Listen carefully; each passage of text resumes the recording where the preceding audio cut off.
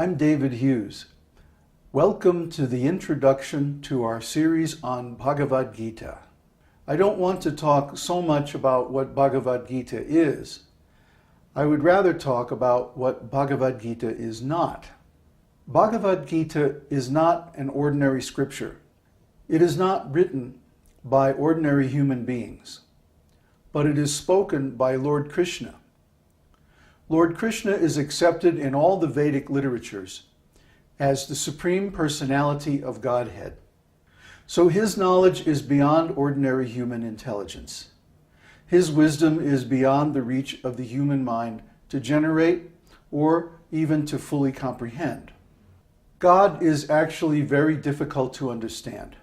But when God explains himself, everything is very clear and simple.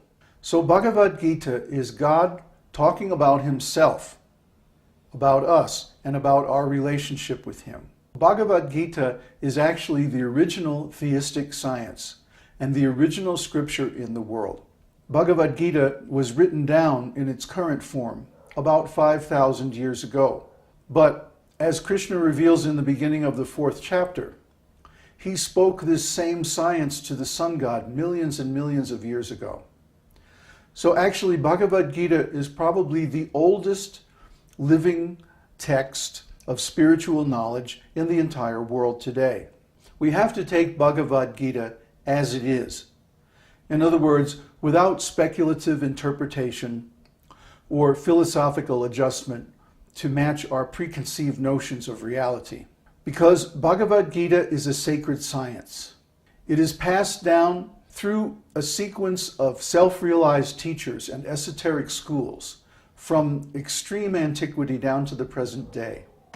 These esoteric schools are founded and run by teachers who have actually realized the divine philosophy of the Gita and are seeing Krishna face to face within their own hearts. The conclusion of Bhagavad-gita is that one should completely surrender to God, Krishna, and render unmotivated and uninterrupted devotional service to him. This will actually satisfy the soul, and this will actually bring us to the summit of self-realization. Another thing that Bhagavad-gita is not, is it's not a treatise on monism or oneness with God. Some people would like to interpret the Gita that way, but that school of interpretation is only about 1,500 years old.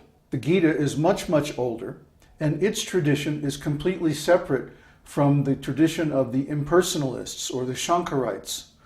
Bhagavad-gita is sometimes known as Gita-upanishad because it is the summary of all the topics discussed in the Upanishads. The Upanishads are questions and answers based on the Vedas.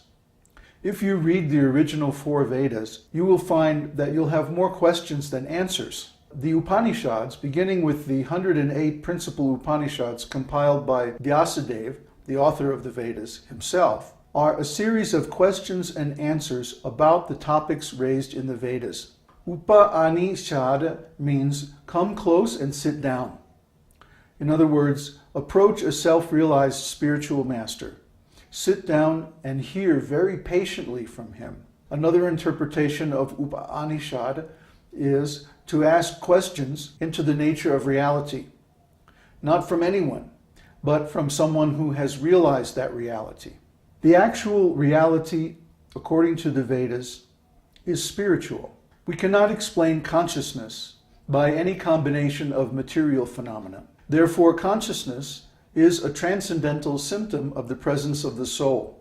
The science of the soul is explained in the 2nd chapter of Bhagavad-gita, and understanding this science is a prerequisite for understanding the rest of the topics in Bhagavad-gita. Another thing that Bhagavad-gita is not is a religious scripture. Although many religions can and have been based on Bhagavad-gita, actually Bhagavad-gita is beyond religion. Religion is a concept of human beings, and religions are created by human beings to propagate spiritual teachings. But actually, at the end of Bhagavad-gita, Krishna says, give up all different kinds of religion and just surrender to me. Spiritual life is not an institutional process. It's an individual process. And we are all meant to have an individual, personal relationship with God. In the beginning, our relationship with God may be based on philosophical and religious principles. But in the end, our relationship with Him is very intimate and based completely on love. This transcendental love, or bhakti, is the real theme and the real meaning of Bhagavad-gita. Everything else discussed in the Gita is simply preliminary to understanding the concept of bhakti, or transcendental love. Bhakti-yoga is the highest of the many types of yogas discussed in the Vedas, and especially in Bhagavad-gita. Everyone is craving love. But our experience in the material world is that we can never get the quantity or quality of love that we desire.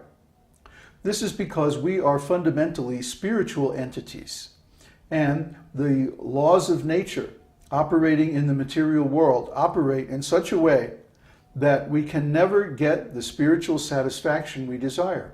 Spiritual entities are eternal, and everything in this world is temporary. So the real satisfaction that we're trying to find is always elusive until we realize that we can meet God within our own hearts and exchange loving service with Him eternally, regardless of the presence or absence or change of the material body. The condition of the material body is simply a reflection of the force of time operating on the three modes of material nature. Bhagavad-gita explains this very clearly. The real self is the soul, and the real beloved of the soul is God. When we understand this, and when we realize that love of God in an intimate personal exchange within our hearts, we become completely satisfied. So Bhagavad-gita actually gives the solution to all the problems of life. We invite you to view all the videos in this series which summarize the main points of Bhagavad-gita, and also to download the text of Bhagavad-gita, which is available on our website at this URL. Please read along as we discuss the different chapters so that you understand what we're referring to and what we're talking about. If you have any questions, you can also join our online course at esotericteaching.org, and you can post a question on our forums. I will be happy to respond to you personally. So I hope you enjoy our presentation and that you get a lot out of it, that you're able to actually apply this knowledge in your life and attain the highest platform of self-realization, pure love of God. Om Namo Bhagavate Vasudevaya.